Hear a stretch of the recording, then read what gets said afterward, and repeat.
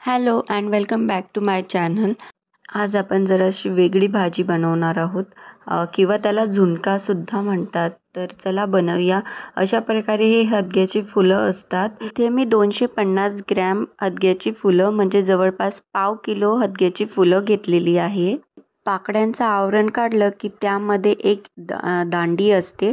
ती दांडी आपल्याला कडसर लागते म्हणून त्या दांडीला आपण काढून घेऊया. आणि खालचा जो ग्रीन भाग आहे, हिरवा भाग देठाचा, तो सुद्धा आपल्याला काढून घ्यायचा आहे.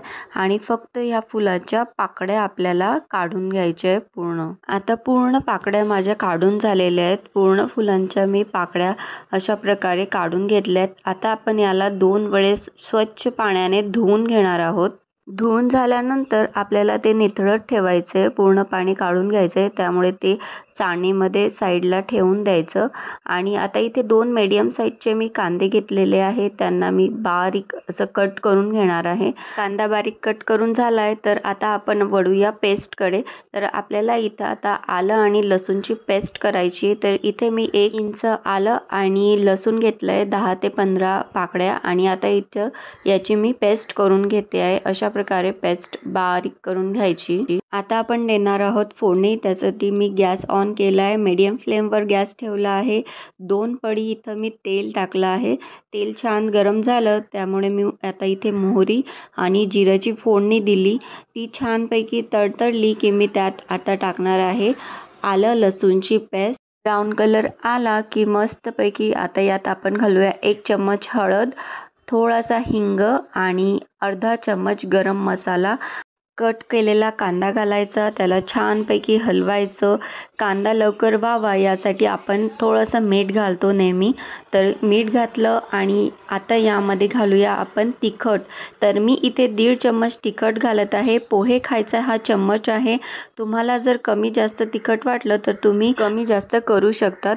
तर चला हा कांदा छानपैकी कलसतोय तिथपर्यंत आपण भाजी चिरायला घेऊया. पाणी पूर्णपणे निथळलंय तर चला याला कट करूया.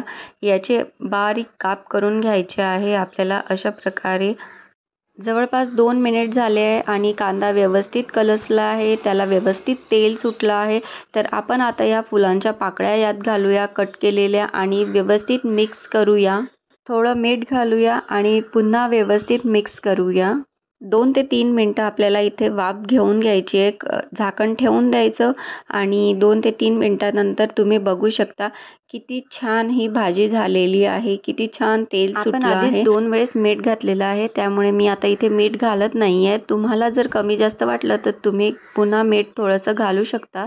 आता इथे आपल्याला चण्याचं पीठ टाकायचं आहे. तर मी इथे 1 कप जवळपास चण्याचं पीठ घेतलेलं आहे. याला थोडं थोडं करून टाकायचं आणि छानपैकी मिक्स करायचं. जेवढं चण्याचं पीठ यात मुरेल तेवढंच टाकायचं. पूर्ण सुक्कं आपल्याला करायचं नाही आहे. तर मी इथे फक्त अर्धा वाटी चण्याचं पीठ टाकलेलं आहे.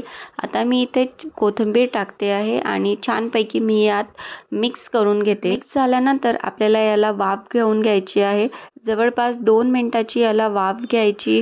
झाकण ठेवून द्यायचं आणि 2 मिनटानंतर जवळपास हे छानपैकी चण्याचं पीठ हे व्यवस्थित मिक्स होऊन जातं, शिजून जातं आणि व्यवस्थित सर्वीकडे चव येऊन जाते.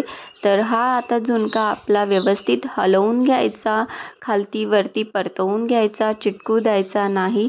पोळीसोबत, ज्वारीच्या भाकरीसोबत तुम्ही हा झुणका कढीसोबत एन्जॉय करा. आणि ही रेसिपी कशी वाटली नक्की सांगा.